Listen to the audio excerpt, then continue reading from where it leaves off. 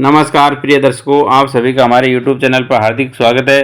दोस्तों, आज है 10 जनवरी 2025 और दोस्तों 2025 की ये पहली एकादशी है।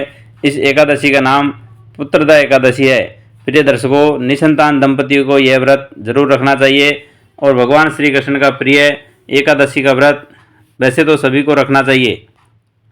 दोस्तों, इस वीडियो में आप देखेंगे कि एकादशी का महत्व है तथा इसमें किस देवता का पूजन करते हैं। दोस्तों, इस एकादशी के क्या पुण्य का लाभ मिलता है, इन सभी बातों को इस वीडियो में आप ध्यानपूर्वक सुनेंगे। दोस्तों,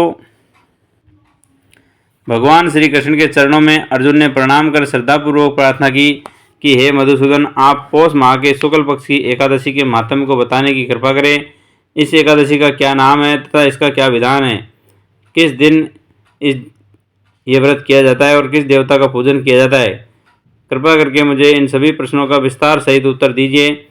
अर्जुन ने भगवान श्री कृष्ण से ये पूछा तो भगवान श्री कृष्ण कहने लगे, हे अर्जुन, पौष मास के शुक्ल पक्ष की एकादशी का नाम पुत्रदा एकादशी है। निसंतान दंपतियों को यह व्रत अवश्य करना चाहिए। इसका पूजन पूर्व में बताई हुई विधि के अनुसार ही करना चाहिए। इस उपवास में भगवान श्री हरि की पूजा करनी चाहिए।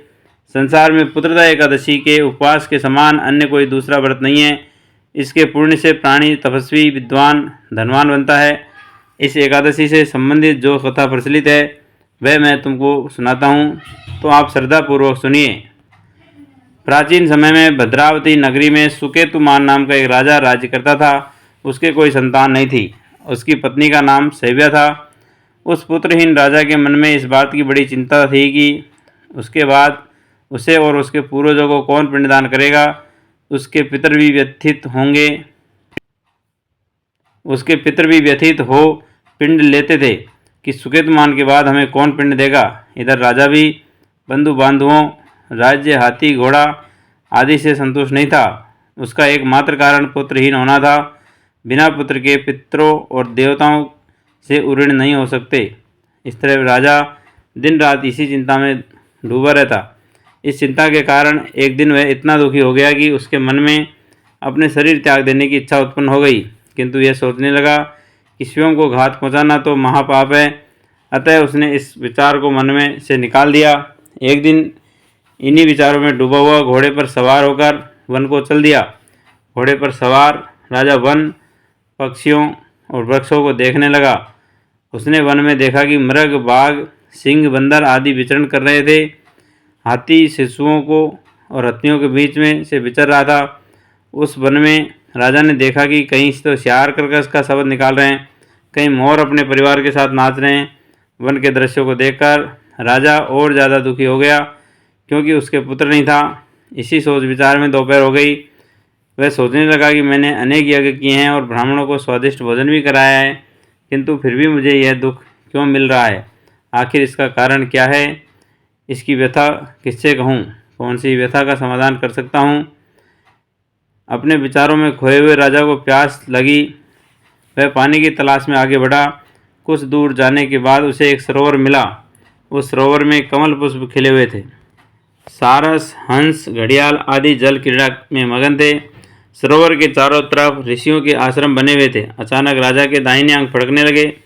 इसे शुभ शगुन समझकर राजा मन में प्रसन्न होता हुआ घोड़े से नीचे उतरा और सरोवर के किनारे बैठे हुए ऋषियों को प्रणाम करके उनके सामने बैठ गया।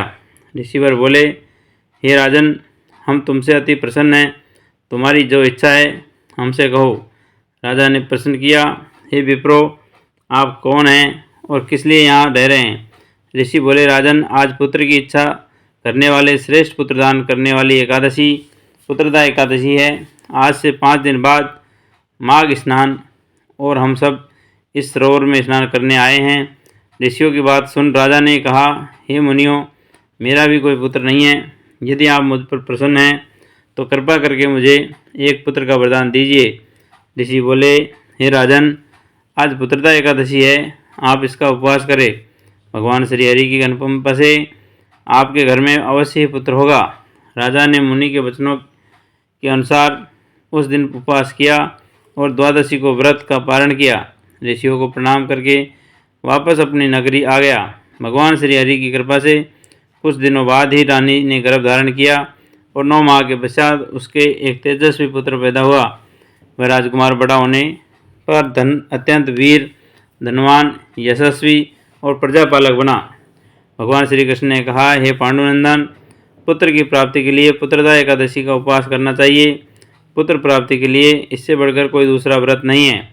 जो व्यक्ति पुत्रदा एकादशी के महात्म्य को पढ़ता है, श्रवण करता है तथा विद्वान विधि अनुसार इसका उपवास करता है, उसे सर्वगुण संपन्न पुत्र रत्न की प्राप्ति होती है। श्री हरि की अनुकंपा से वह मनुष्य मोक्ष को प्राप्त हो जाता है। कथा का सार, पुत्र का न होना बड़ा ही दुर्भाग्यपूर्ण है। उससे भी दुर्भाग्यपूर्ण पुत्र का कुपुत्र होना है। अतः सर्वगुण संपन्न और सुपुत्र का पाना बड़ा ही दुर्लभ है। ऐसा पुत्र उन्हें ही प्राप्त होता है जिन्हें साधुजनों का आशीर्वाद प्राप्त हो तथा जिनके मन में भगवान की भक्ति हो।